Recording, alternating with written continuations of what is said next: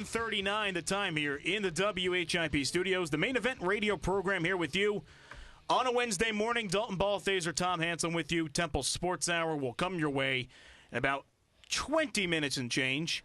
Joining us now in studio, we have the pleasure to introduce our good friend from the Temple News, the sports editor of the Temple News, and that's Evan Easterling. Good morning, Evan. How you doing? Pretty good. How are you? We're doing all right. I have to ask you. I forgot to ask Dalton earlier.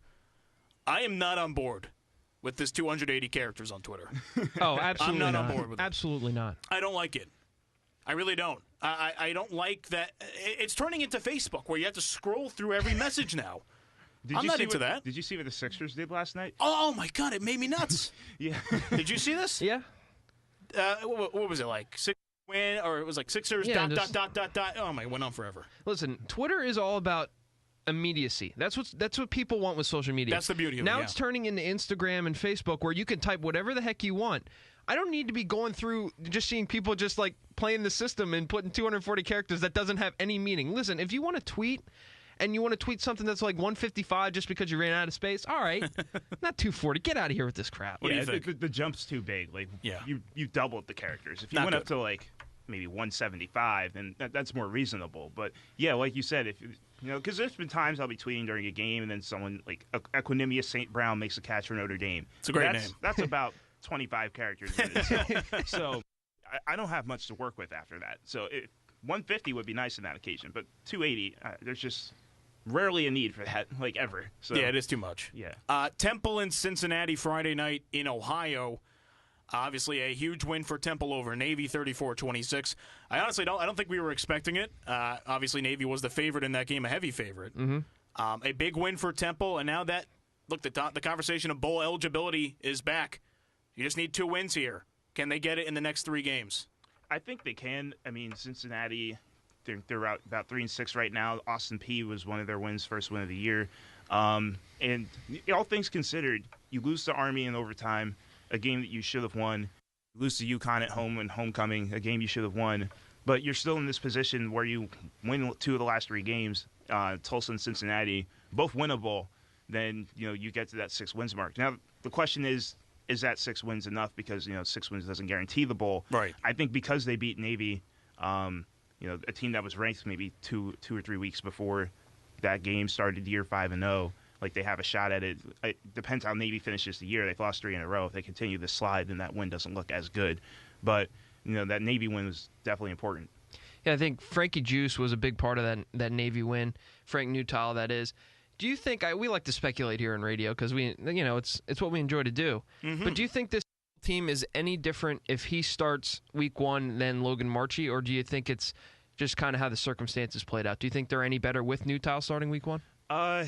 It's hard because you still probably lose to Notre Dame. You still probably lose to South Florida. Newtile played in that game, and just a menagerie of things went wrong. But the thing that Newtile's had that Logan Marchie didn't have right away is healthy Raquel Armstead. That really changed a lot of it. Army, you saw a more balanced running attack.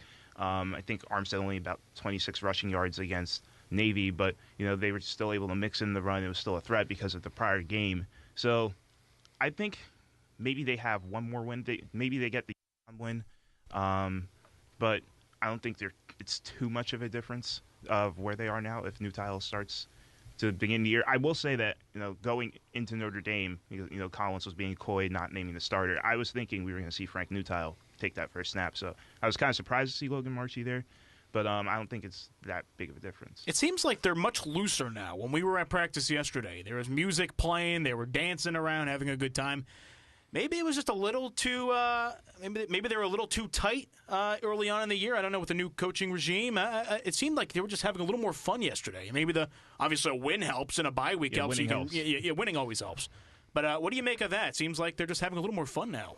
I think winning secure to everything. I think they feel good about where they're at. Like, they can see the potential. Like, Delvon Randall thinks they can win out. The UCF one's going to be tough to get, but they have the advantage of it being at home. But they can see the goal now. It's more clear. I think that you can kind of get that vibe off of everyone. It seems like there's 2 impact players, one on offense, one on defense. You brought up Randall on defense.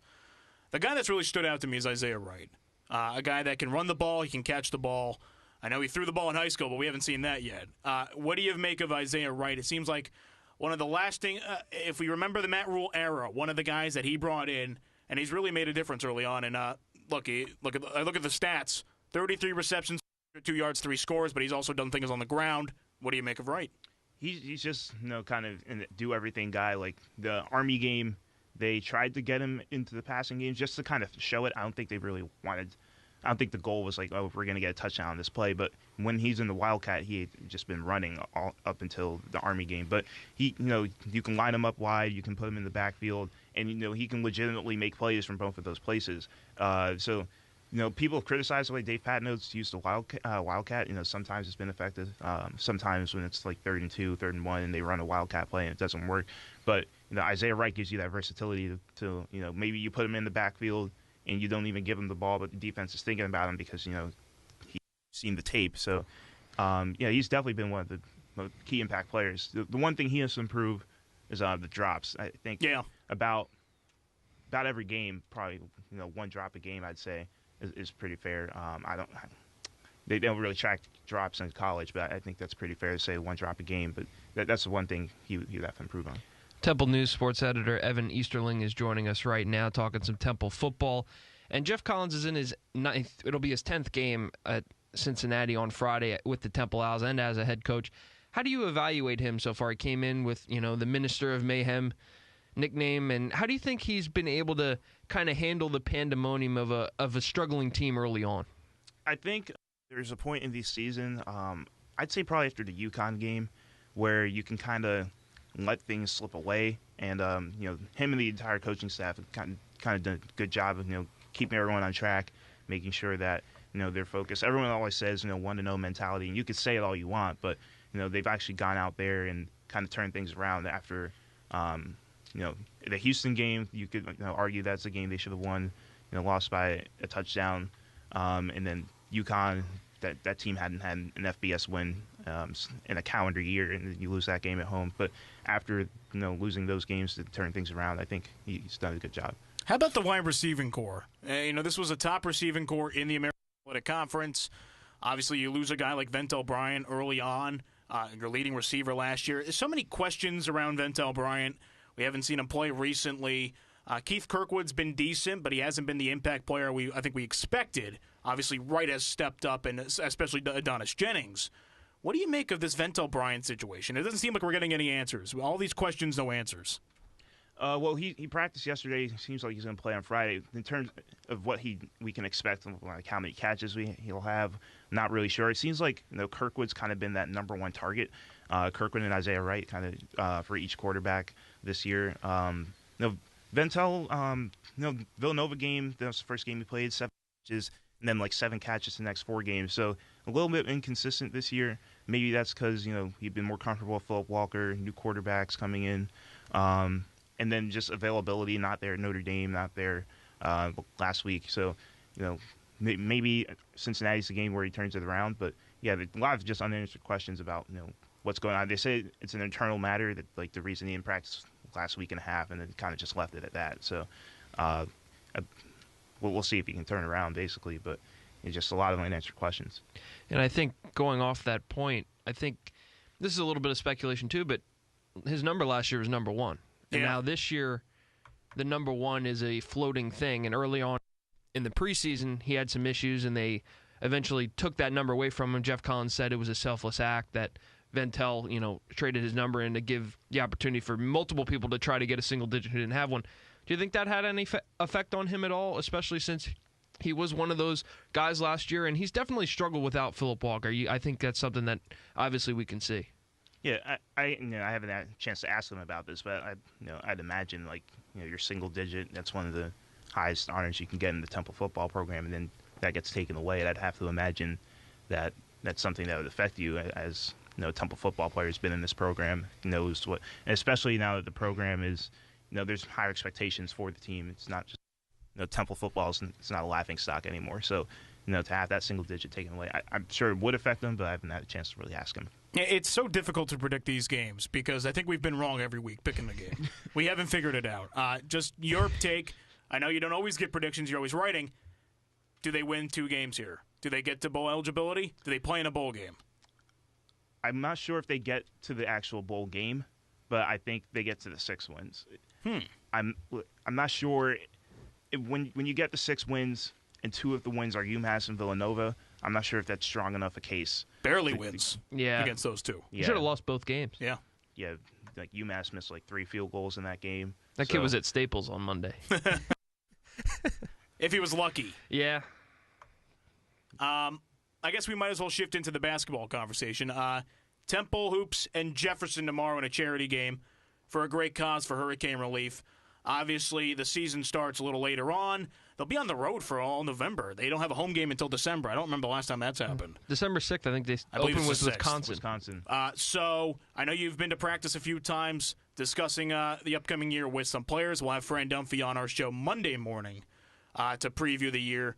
There's a couple questions around Josh Brown, a couple around Trey Lowe. Those 2 guys have experienced injuries. You have any scoops on them of how they've felt, getting ready in prep this year? I talked to Trey Lowe before the first practice of the year, and Fran Dunphy said, he's still not ready to play yet, still working. And then Trey said he's kind of moving from, as he's working to get back on the court, he's working to move from shooting guard to point guard. So he's watching some Penny Hardaway highlights, some other point guards, trying to work with Josh Brown and learn how to play the point.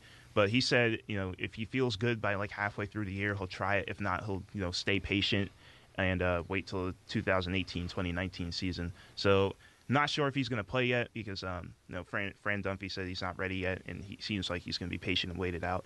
Josh Brown, Fran said he's about 90% healthy. Josh Brown keeps saying he feels good, so and he shouldn't be limited or anything.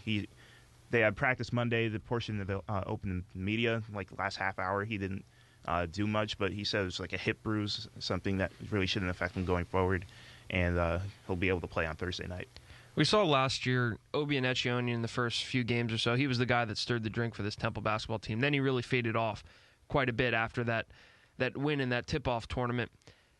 How important is Obi to this team this year? They have a lot of good freshmen coming in. They have Josh Brown. They have a lot of returning guys. How important is he to their hopes to make the tournament? Well, I think he's the key piece. I'm going to plug the Temple News. Just put out our basketball preview yesterday. It's online and in print. If you have a chance, go check it out. But good plug. I wrote a column about how Temple, Temple has ability to play small. And people have been talking about there's more depth with these freshmen who can, are more athletic, guard more positions. And then Obi, he's at 4. He can stretch the floor. Shot 38% from 3 last year. And he's also been working more on his post game and scoring down low. Says he's comfortable playing the 5. So I think, if they can use him in a way where they can go small when needed, or he can just, be more versatile offensive player and not just rely solely on the 3-point shot, then that'll be the key to a successful season. This is a difficult conference. You bring in a team like Wichita State that has a nice resume. Obviously, Cincinnati is always consistent and strong. SMU, we'll see what happens. Temple's a little farther down the line in terms of power rankings this year, especially with their expectations. Is this a tournament team? It seems like they can certainly make it to the big dance. I think the potential's there. You're bringing back Shiz with a year experience under his belt.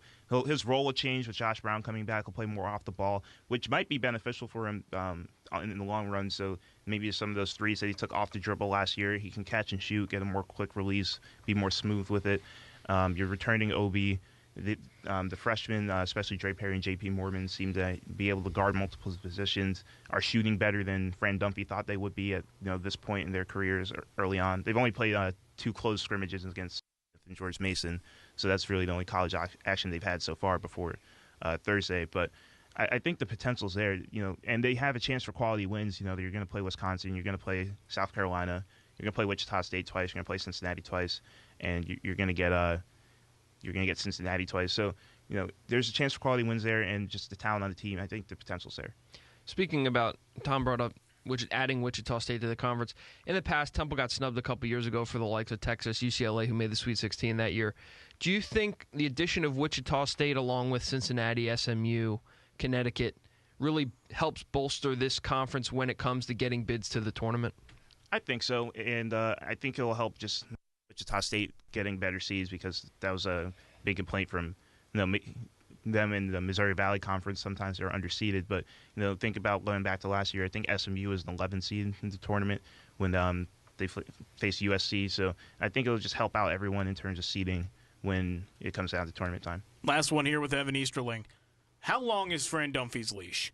Obviously, you have this recruiting class that's coming in, some really impressive freshmen that are supposed to make a difference this year. But you know what? There have been talks of maybe it's time to move on from Dunphy, a new voice in the locker room, a new voice on the court.